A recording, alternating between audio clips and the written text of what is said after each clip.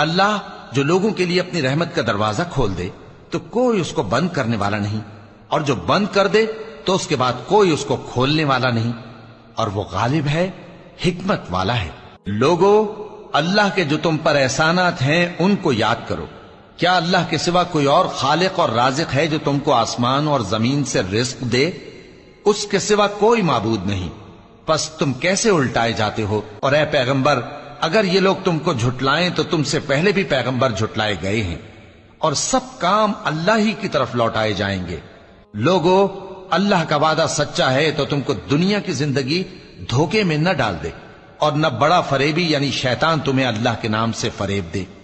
شیطان تمہارا دشمن ہے، تم بھی اسے دشمن ہی سمجھو۔ وہ اپنے پیروں کے گروہ کو بلاتا ہے تاکہ وہ دوزخ والوں میں ہو جائیں۔ جنہوں نے کفر کیا ان کے لیے سخت عذاب ہے، اور جو ایمان لائے اور عمل نیک کرتے رہے ان کے لیے بخشش اور بڑا ثواب ہے۔